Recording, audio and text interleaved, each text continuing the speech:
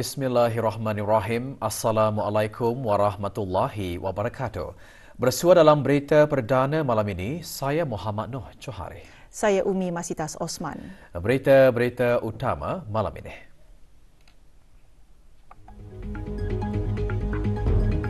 Negara Brunei Darussalam komited dalam menyediakan program imunisasi yang komprehensif.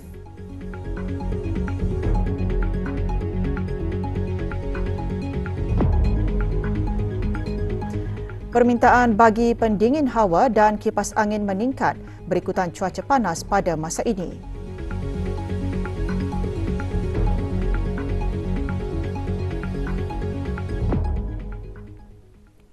Ahli pasukan pemantau dan bantuan di Mindanao Republik Filipina meninggalkan negara lewat petang tadi. Sebelum bertolak pagi tadi, diadakan majlis doa selamat yang berlangsung di Surau At-Tifaq, Bolkiah Garrison. Hadir yang berhormat Pihin Datu Lalau Raja Major Jeneral Bersara Datuk Paduka Seri Haji Awang Halbi bin Haji Muhammad Yusof, Menteri di Jabatan Perdana Menteri dan Menteri Pertahanan kedua, dan Major Jeneral Datuk Paduka Seri Haji Muhammad Hazaimi bin Belhasan, Pemerintah Angkatan Bersenjata Diraja Brunei ABDB. Ahli pasukan pemantau dan bantuan terdiri daripada 3 pegawai ABDB yang diketuai oleh Komander Muhammad Zohdi bin Haji Abdul Razak, Tentera Laut Diraja Brunei. Majlis diselanjutkan dengan penyampaian buku-buku khutbah perwira dan panduan kembara prajurit kepada kontingen.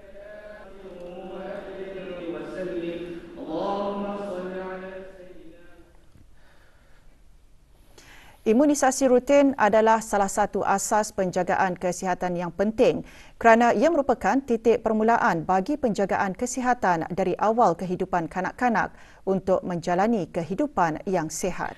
Kerajaan ke bawah Duli Yang Maha Mulia Paduka Seri Baginda Sultan dan Yang di-Pertuan Negara Brunei Darussalam melalui Kementerian Kesihatan terus komited dalam menyediakan program imunisasi yang komprehensif kepada semua rakyat penduduk sehingga mencapai kadar perlindungan imunisasi tahunan lebih 95% dalam tempoh 10 tahun yang lalu.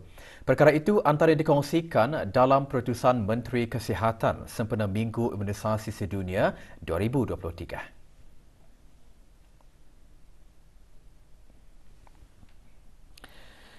Yang berhormat Datuk Seri Setia Dr. Awang Haji Muhammad Isham Haji Jaafar menjelaskan, walaupun negara Brunei Darussalam dilanda pandemik COVID-19, perkhidmatan imunisasi rutin kanak-kanak terus dijalankan sebagai sebahagian daripada perkhidmatan penting untuk melindungi penduduk daripada risiko penyakit yang boleh dicegah dengan vaksin.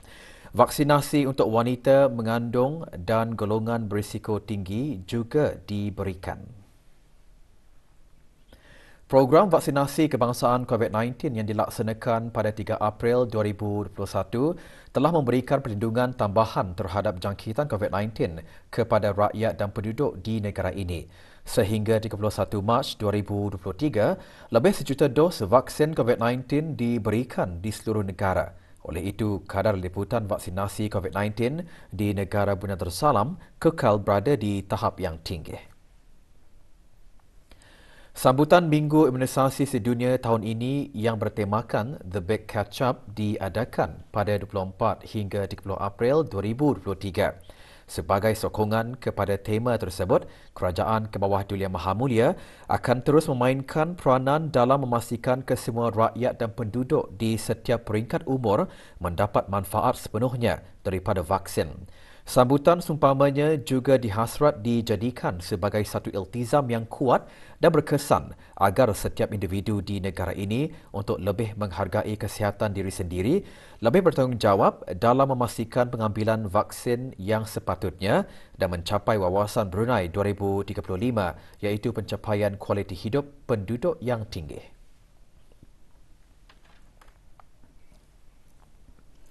Negara Brunei Darussalam percaya kerjasama APEC memberi manfaat kepada ahli-ahlinya dan seluruh rantau ini. Unit sokongan dasar APEC dan penerbitannya pada Februari tahun ini mengetengahkan manfaat pertumbuhan penglibatan APEC dan membantu keluaran dalam negara kasar KDNK lebih 2 kali ganda daripada kira-kira hanya $19 trilion Amerika Syarikat pada tahun 1989 kepada $52.8 trilion Amerika pada tahun 2021.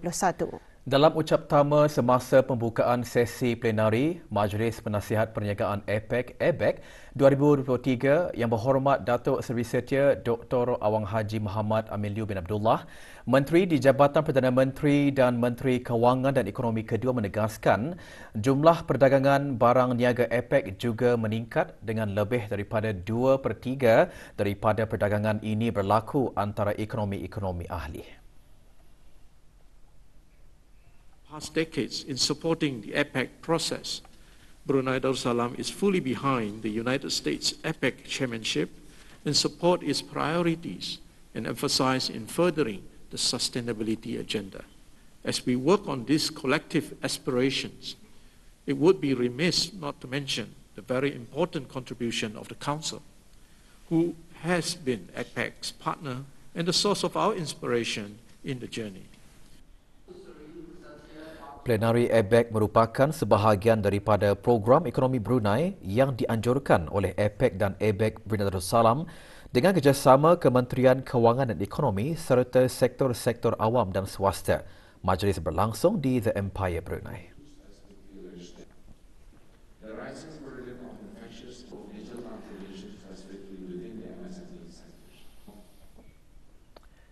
Terdapat beberapa faktor utama dalam ekosistem perniagaan yang perlu ditekankan dan diperkukuhkan.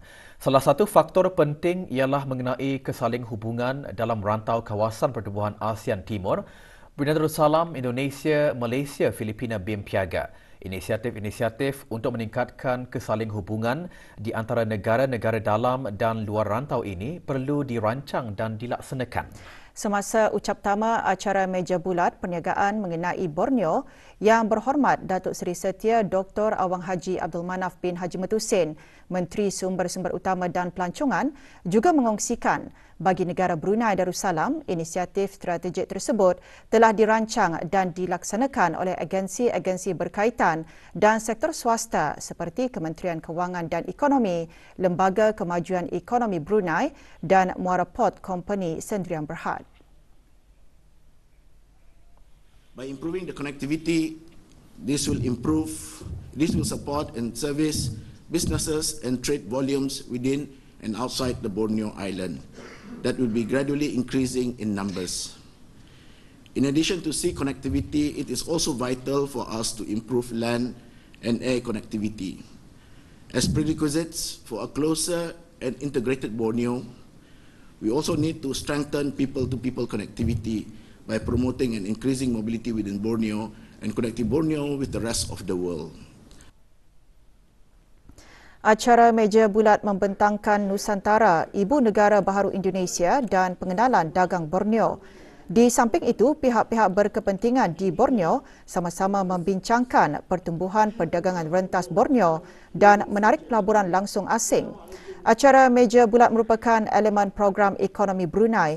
Juga hadir Datuk Seri Paduka Awang Haji Khairuddin bin Haji Abdul Hamid, Timbalan Menteri Kewangan dan Ekonomi.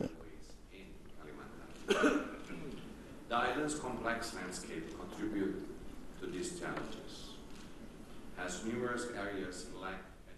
Sementara itu, semalam Majlis Penasihat Perniagaan ASEAN ABEC mengadakan majlis resepsi bagi anggota kaki tangan, tetamu luar negara dan rakan program ekonomi Brunei. Majlis berlangsung di Hab Tenaga Brunei Dermaga Diraja, Bandar Seri Begawan.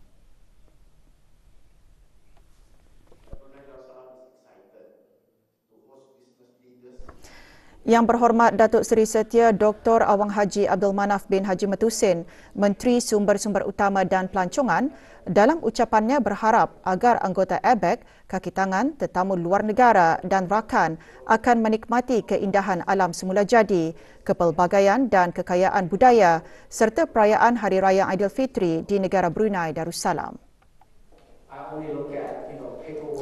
Majlis Penasihat Perniagaan ASEAN Brunei Darussalam turut memperkenalkan dagang Borneo, perdagangan digital dan platform kesan pelaburan bagi Nadi Borneo. Platform tersebut bertujuan menyediakan akses kewangan dan kemudahan pertumbuhan perusahaan sosial mampan.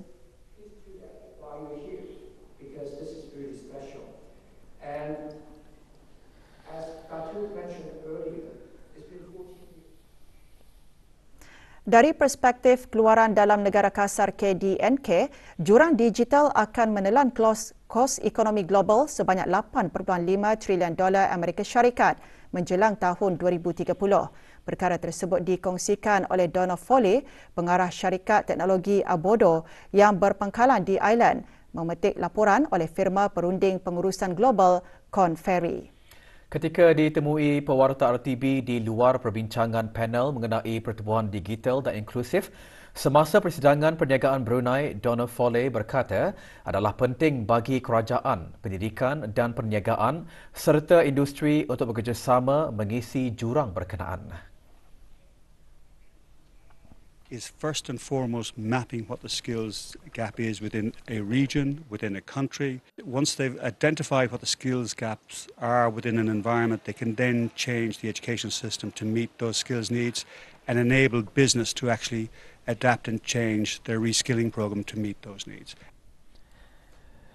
Donna Foley juga menerangkan bagaimana dinamik pekerjaan global berkembang selain memuji penubuhan Digital Hub di negara Brunei Darussalam. Employees today want flexibility, better work-life balance, changes in how productivity is measured and better wages. And therefore, employees need to look at how they reskill and upskill their employees. They need to look at flexibility and potentially giving employees what they want. But they also need to look at how to remeasure productivity. To create a digital hub, and I think it was done in the last 2 years. It's a fantastic opportunity for the youth of Brunei to get involved. It's a fantastic opportunity to attract investment into Brunei. Negara Brunei Darussalam bersedia untuk memainkan peranan penting dalam memastikan ASEAN berada di landasan ke arah mencapai pelepasan sifar bersih menjelang 2050. Pengerusi Majlis Penasihat Perniagaan ASEAN menggariskan perkara tersebut dalam temu bual di luar persidangan perniagaan Brunei. Important role, particularly when we talk about the digital transformation. I think we can share each other, with the Brunei contribution to the economy in ASEAN, although population-wise not big, but in capital and talking about economy is big. Because you have natural resources, and also Brunei is facing also same challenges, which is moving towards net zero 2050. Syarikat Tenaga Total Energies baru-baru ini meraihkan ulang tahun penubuhannya ke-35 di negara Brunei Darussalam. Sejak memulakan pengurangan jejak karbon 15 tahun lalu, Total Energies telah melakukan beberapa pelaburan, khususnya mengurangkan pembakaran dalam loji. Dan kini Total Energies merancang untuk melaksanakan penyahkarbonan elektrik dengan beberapa loji suria serta kerjasama dalam bidang penggunaan karbon. Perkara tersebut dikongsikan oleh Jerome Sanyes, Pengurus Besar dan Pengerusi Negara Total Energies EP Brunei BV semasa ditemui pewarta RTB. For public and private sectors to talk together and to raise awareness of the public in terms of the carbon footprint reduction as well as the sustainability. The net zero journey for the nation is going to be a collective journey where we need to have the necessary regulatory framework and necessary investment and action from the private sector supported by the public and the government of Brunei. Jumlah perdagangan negara meningkat sebanyak 7.9% tahun ke tahun didorong oleh peningkatan nilai ekspor. Ikuti bahan beritanya selepas ini.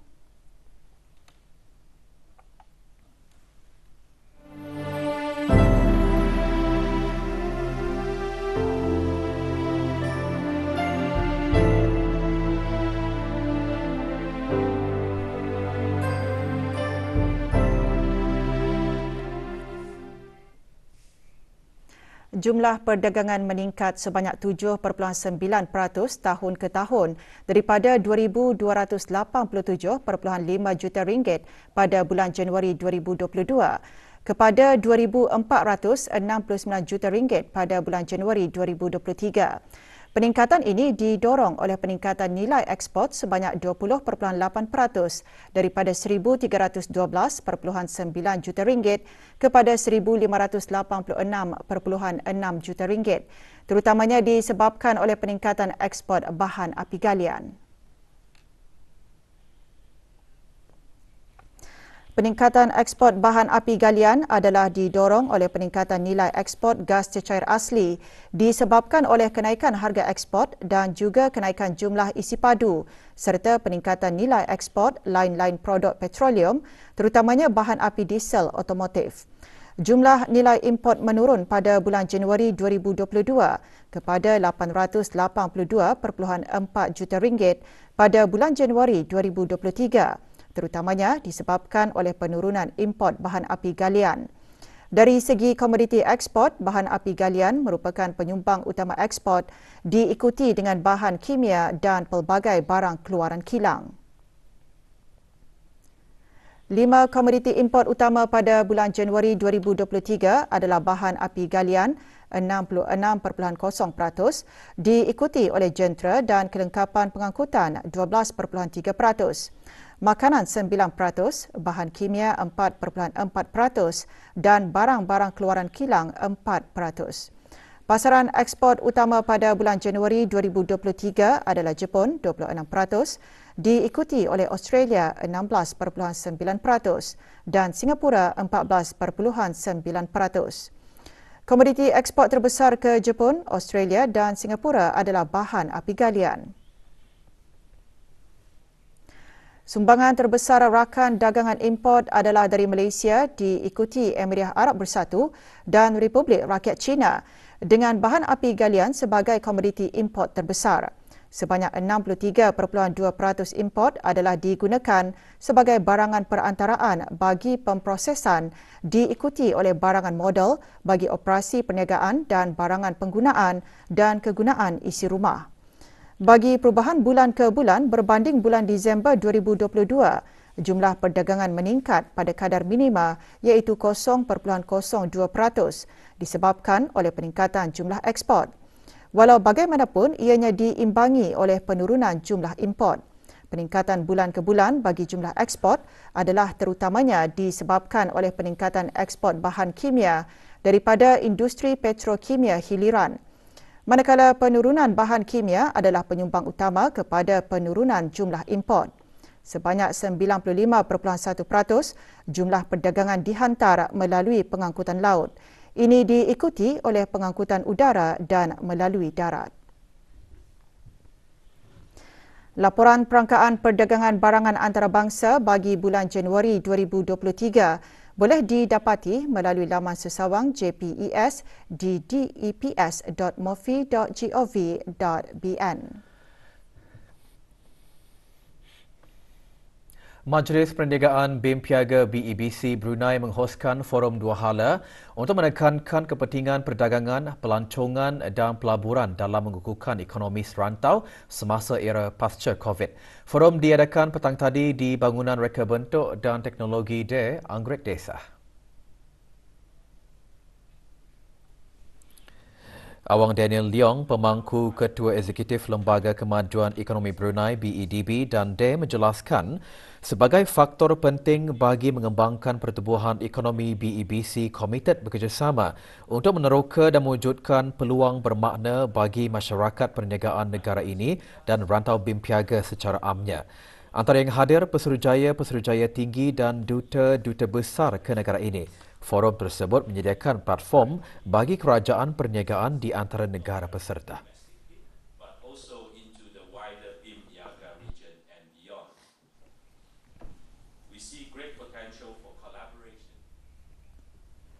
Umat Islam diingatkan agar menjaga kesucian Aidilfitri dengan sentiasa menjaga adab dan tingkah laku dalam merayakan Hari Raya yang mulia ini. Janganlah mencampur adukkan amalan yang berkebajikan dengan perkara-perkara yang dilarang. Perkara tersebut antara intipati khutbah Jumaat bertajuk Menjaga Kesucian Aidilfitri. Antara adab ataupun etika berziarah itu ialah yang pertama, memberi salam dan meminta izin terlebih dahulu sebelum masuk ke rumah yang hendak diziarahi.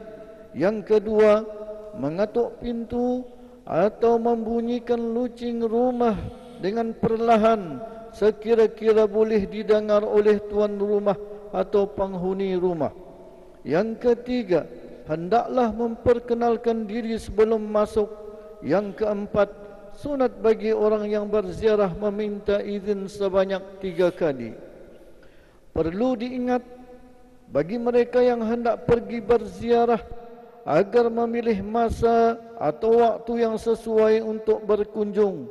Sesungguhnya, pemilihan waktu berziarah yang bersesuaian ini dapat memberi peluang kepada tuan atau penghuni rumah tersebut bersedia menerima pengunjung dengan selesa. Ingatlah, apa yang penting, majlis tersebut hendaklah mengikut lunas-lunas ajaran agama Islam dan tidak dicampur adukkan antara yang hak dengan yang batil, seperti pergaulan bebas dan berselaman antara lelaki dan perempuan yang bukan mahram, dan bersukaria tanpa batasan. Negara Brunei Darussalam pada masa ini mengalami keadaan cuaca tidak menentu termasuk keadaan panas dan kering yang mengakibatkan kebakaran hutan dan rumput. Bermula dari Januari 2023 hingga 25 April 2023, Jabatan Bomba dan Penyelamat merekodkan sebanyak 87 panggilan melibatkan kebakaran hutan dan rumput dengan jumlah 73 hektar kawasan yang terjejas di keempat-empat daerah.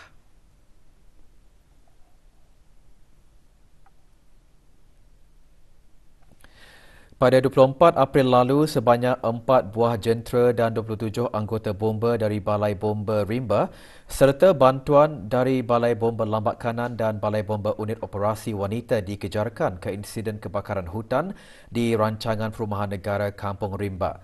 Pasukan bomba mendapati kebakaran di kawasan hutan sekitar Jalan 99 semasa tiba di tempat kejadian. Luas kebakaran dianggarkan mencecah 15 hektar di atas tanah kerajaan. Punca api masih dalam siasatan dan tidak ada kemalangan jiwa berlaku.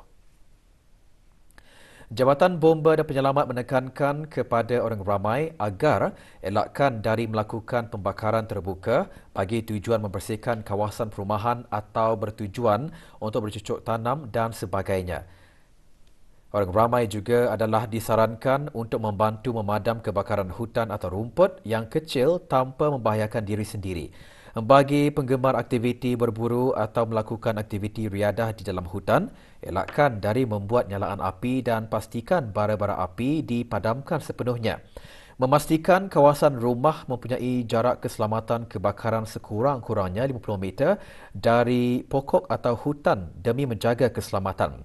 Bagi sebarang insiden kebakaran, hubungi terus di talian kecemasan 995 dan berikan maklumat yang tepat. Berikutan dengan cuaca panas yang melanda negara pada ketika ini, lebih-lebih lagi semasa umat Islam berkumpul menyambut sambutan Hari Raya Aidilfitri, menyebabkan orang ramai ke kedai-kedai menjual perkakas elektrik untuk membeli penyaman udara dan kipas angin. Hasil tinjauan kru RTB pagi tadi di kedai perkakas elektrik di kawasan Kulab dan Sungai Hancing mendapati jualan pendingin udara dan kipas angin meningkat sejak 2 minggu yang lalu.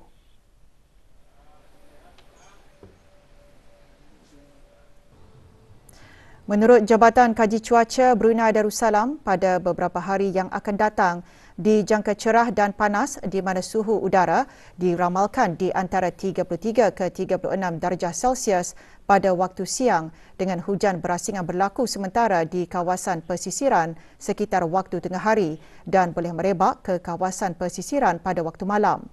Orang ramai disarankan mengikuti maklumat keadaan cuaca dan mengelak berada di bawah cahaya matahari bagi mengelak strok haba.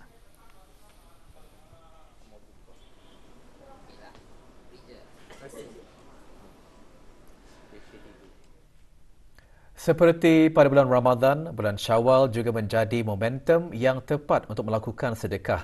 Melakukan amalan kebaikan seperti memberikan bantuan kepada yang memerlukan dapat menjadi bentuk ibadah yang sangat dianjurkan dalam Islam.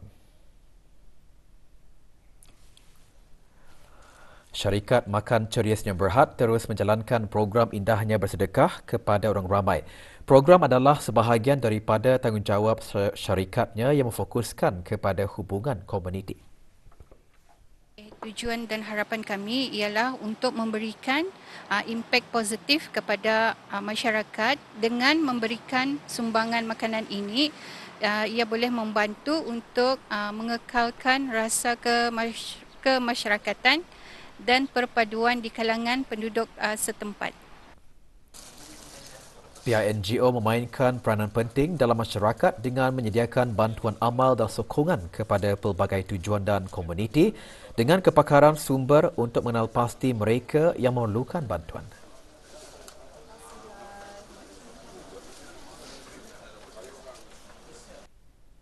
Kami sentiasa mencari jalan untuk memberi kembali kepada masyarakat sepanjang tahun. Kami terbuka untuk menerokai peluang untuk mengembangkan program sumbangan makanan kami kepada masa hadapan. Ucapan selamat Hari Raya menjadi pengganti diri bagi yang tidak berpeluang untuk bersuamuka di Syawal ini. Auda kami kongsikan beberapa ucapan Hari Raya Aidilfitri. Brunei Darussalam yang kini berada di Hangzhou, China ingin mengucapkan Selamat Hari Raya Aidilfitri. Maaf zahir dan batin.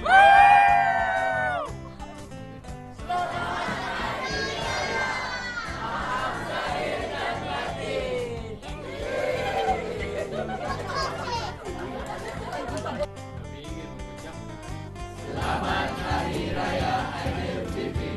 Maaf zahir dan batin.